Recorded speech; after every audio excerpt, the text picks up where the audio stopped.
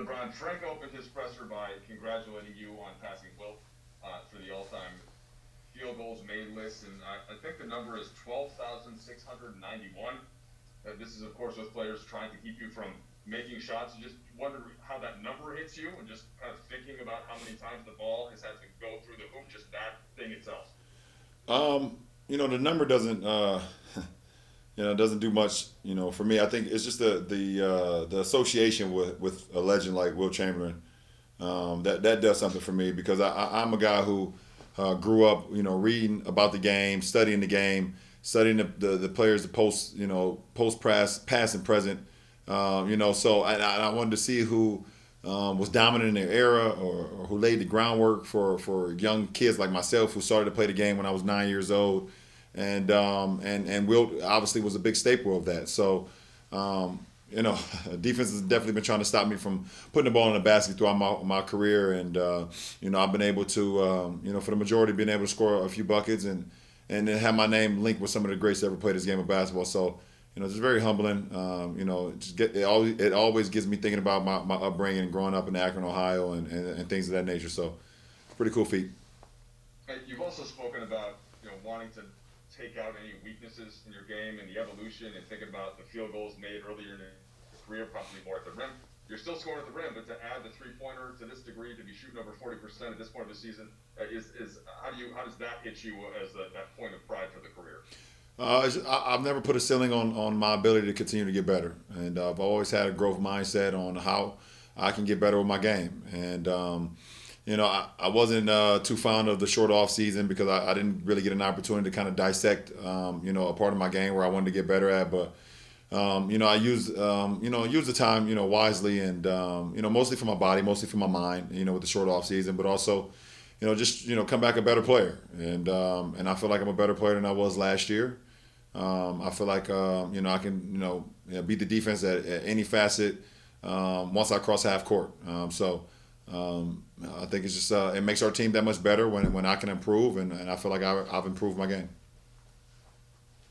Okay.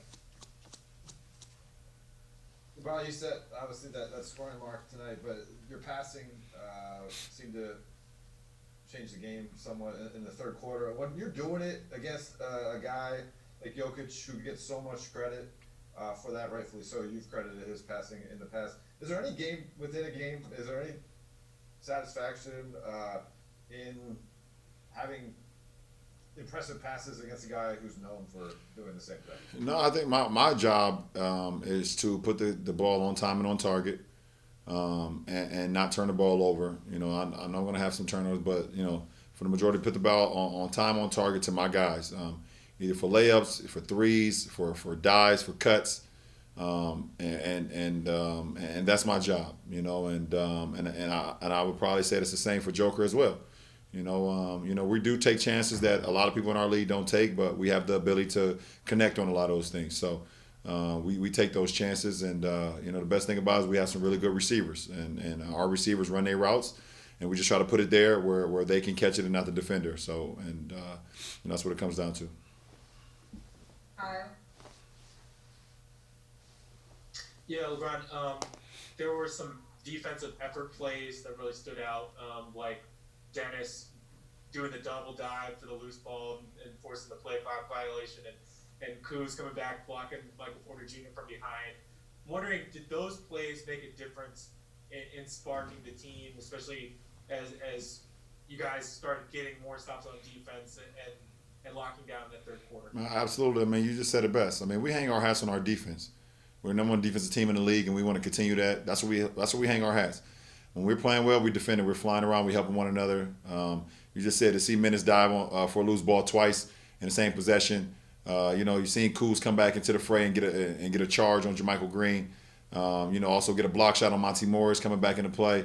Guys were just flying around. I thought our bigs did a great job on Joker tonight, just trying to keep a body in front of him, make him take some tough shots. And our guards did a hell of a job too on Murray, even though he hit some tough shots, but just trying to keep a body in front of him. And we all just try to do our part. We all try to do our part, work on the string. It's 5 guys on the floor, and we try to work together. And when we do that, we're very, very good. Last three here, Dan. Hey, LeBron. Kind of two two sort of quick ones, maybe. We'll see. I guess that's up to you. The first question is, there's going to be an All-Star game, and I'm just kind of curious as to your sort of level of interest / excitement about that. And then, on a totally different note, you talked about not having a ceiling for yourself, and you said it a few times. What's there still left to do? What's there still, like, where do you want to get better still as you continue to play? Well, I'll answer the second question first. For me, for my game, I don't really put a list together. I kind of break it down after the season, see, okay, where was I less efficient at? Where can I be more efficient at? And I just, like I said, I've said it over and over. I don't try to put a ceiling on my game. How ways I can improve: ball handling, free throw shooting, 3-point shooting, low post posting, front back to the basket, face up, mid range, coast to coast, things of that nature. Just things that will always keep defenses, off balance. How do we try to stop them? And for me, I feel like if I'm the most complete player I can be, then it makes our team even more dynamic. So, that's just my thinking. To their second question, I have zero energy and zero excitement about an All-Star game this year. I don't even understand why we're having an All-Star game, but it's the agreement that the Players Association and the league came about.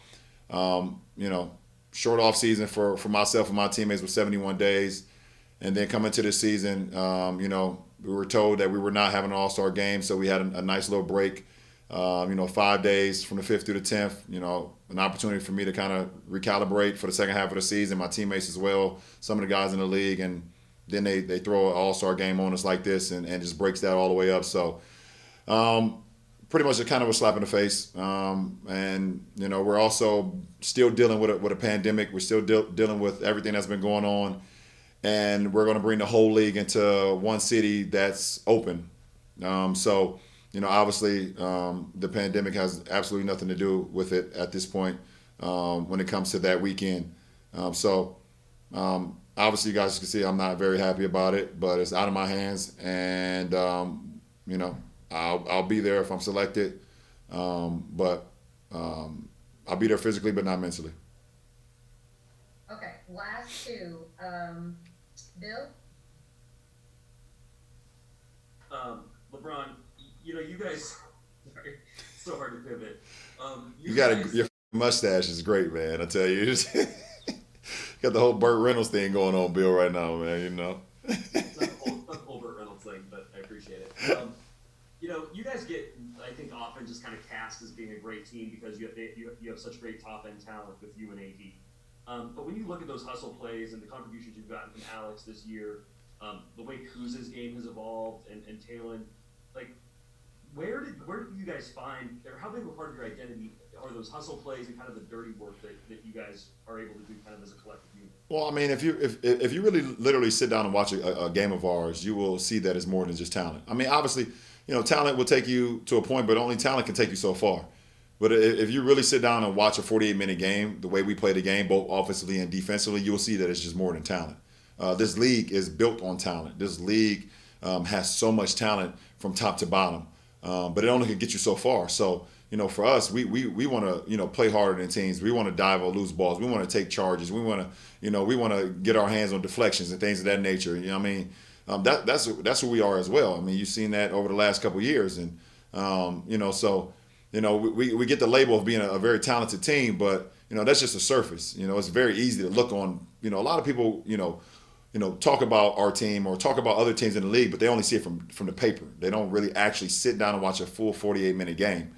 They watch a lot of highlights and things of that nature, or they get on YouTube and watch highlights and things of that nature. But if you literally sit down, if you're really a basketball savant or a basketball analyst, and you really sit down and watch our game, you will see that it's more than talent. And yes, we have the talent. We have a lot of talent, but at the end of the day, it only get you so far, and we do the dirty things as well. Last question. Hey, LeBron, good talking to you again. I was wondering, Jokic the other day was asked about you and if there are any similarities between you two, and he said, the speed, the athleticism, the quickness, and then he finally stopped joking. He said, "Oh my God, he's the best player in the league."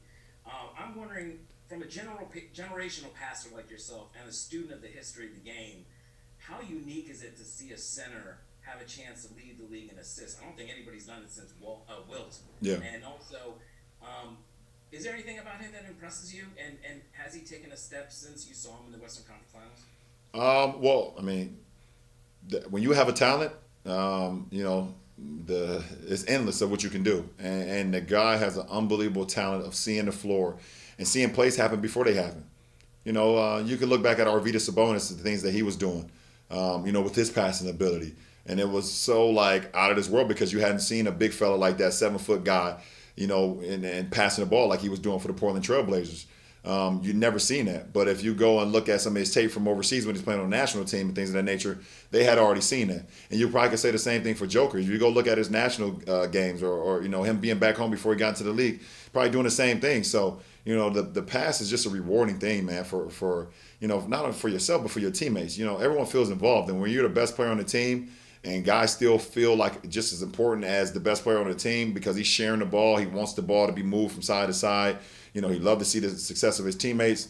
It makes it so much easier for your teammates to want to play for you. So, Joker continues to get better and better every single year, and he's taking another step forward this year. And it's good to see that. I mean, I love to watch guys that just play selfless basketball and just play for the love and the joy and love to play for the matter of them teammates and not just always for himself.